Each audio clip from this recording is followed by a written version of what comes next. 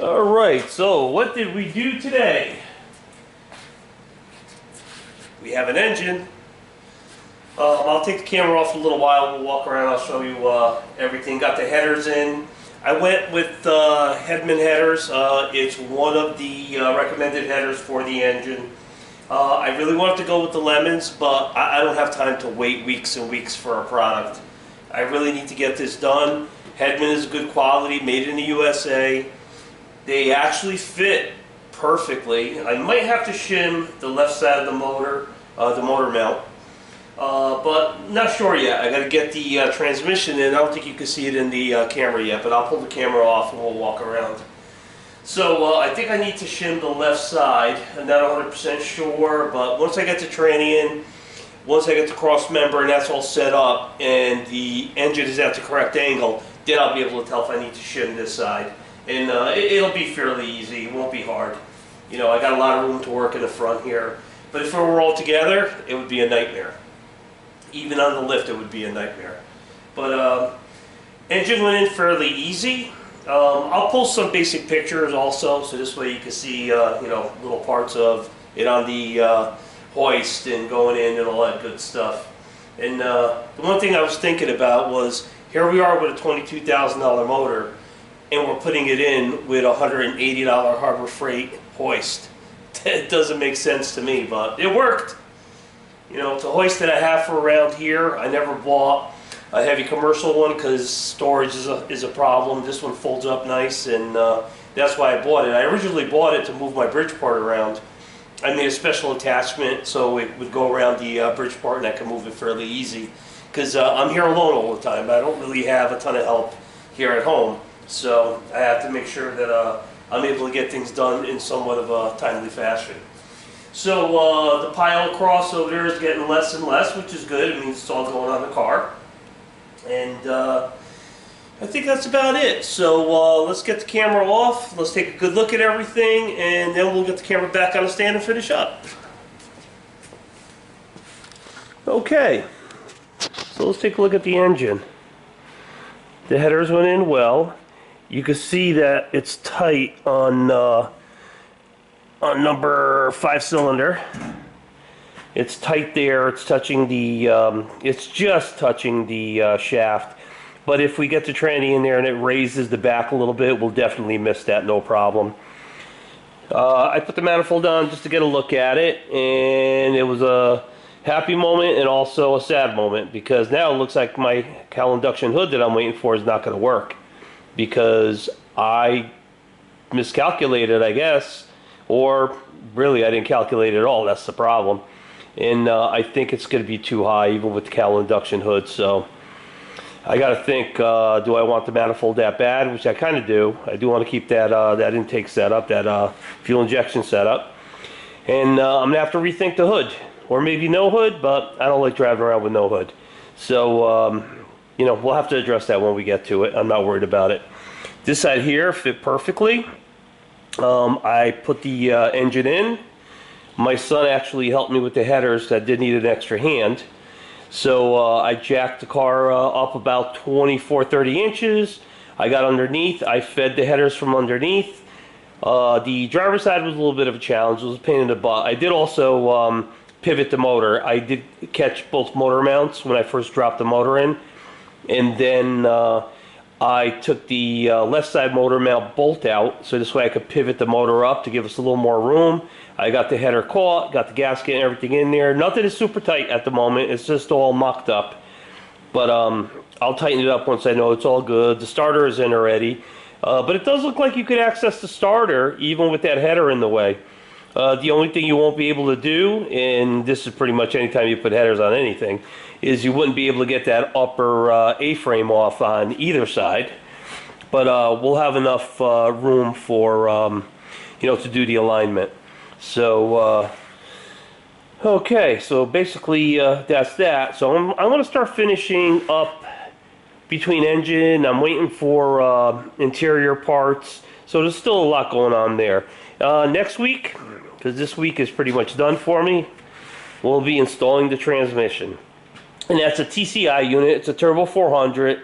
Just a 3-speed. I didn't want to go with the 4 overdrive and all that. I'm only going to cruise the city streets. If this car even sees much of driving, because I never have time for anything. But I do want to get this car done. I want to move on to my coffin car. Like I said, I have everything for it. There's the cross member. That's a 2500 stall converter, which should be more than enough for this motor. I calculated it, and I came up with 2500. And the motor manufacturer actually came up with 2500, so I would say 2500 has got to be right. And the TCI tranny, it'll bolt right up. Everything will go hopefully fairly easy. All new hardware, ARP hardware. And I believe I bought it all in stainless, if I remember correctly. And so quite a bit got done, and believe it or not, I did all this in about 3 hours yesterday afternoon, because I had to work yesterday. And I had to put some hours in, starting early in the morning. So it was a little bit of a late night here, just kind of looking things over, making a little bit of room in here. And, just trying to get ready for today and try to clean it up a little bit. Places, it's a mess. I just can't wait till all these boxes are gone and I can get this car moved over, close to 100% done, and I can start the other project. So I'm working on trying to get that other project going. I just got to make some room. All right, let's go ahead and let's get this camera back on a stand, and we'll finish up. All right, so some of the things I was looking at last night after I was done with the motor is I was just looking at and trying to make a decision on the vinyl top. I'm definitely going to put the vinyl top back on. Way too much white. And the vinyl top, it had a vinyl top originally, and I guess I'm going to put it back on. I do have to paint the roof because I do have a couple of just rust spots. It's not rot, it's just surface rust from sitting when it was in storage. So basically I got to paint the cowl. I got to paint the roof, nothing fancy, just got to get some paint on there properly so this way I can put the vinyl top back on. My clips are already in place for all the moldings for the back window, front window. The only challenge is going to be the molding, and hopefully you can see me. I'm checking my monitor there. It looks like you can see me back here. Is getting the holes right for the moldings on each side of the quarter, for the bottom of the vinyl top. So that's going to be a little bit of a challenge. It shouldn't be too bad, but like anything else, hopefully there's no mistakes. I have to do that when I'm not tired and when I'm not being disturbed by the phone every 2 seconds, so I don't make a mistake. So, and again, I'll be using all new trim for that. I have the original trim. It's in pretty good shape. Some of it's a little faded, but nothing I won't polish back up. But I know a lot of people don't like the reproduction items. I like them because they're clean and they're new, and that's kind of like one of the things. I kind of want to get that nice clean look back like the day I rolled off the GM assembly line. So I don't mind the production parts. I try the best. I try to buy the best ones that they make out there, the concourse quality. I don't mind paying for a part. If I could find them OEM and somebody has them brand new in the wrappings, I would do that. I would buy them. Again, cost is not an issue. I just want to get this done properly. I want it to look good.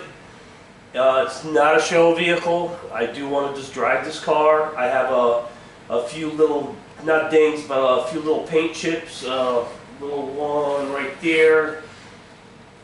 Little tiny one I thought I saw. Yeah, right here. And this is all from storage. And I don't know how you get paint chips in storage when there's nobody near the car. It's just sitting in storage by itself. But I guess things happen. Maybe Casper the Friendly Ghost was in there. I don't know. So basically, I think let me move back a little because I'm looking at my monitor and I can see that my head was cut off. So basically, I guess we'll get that tranny in next week, and we'll get the angle of the motor and everything in order, because that's going to dictate the angle once it's attached to the cross member. And at that point, I'll make the decision if I need to shim the motor. So I have the shims right here. I have a couple of these. These are 3/16 of an inch. I don't think I'm going to need any more than that. If I got to double them, which I doubt I do. If anything, I might shim both sides just to keep the engine even, but you really don't have to. One side would be fine. And I guess that's about it. So I guess everyone enjoy the rest of your weekend and whatever's left of it. And we'll see you next week. Thank you.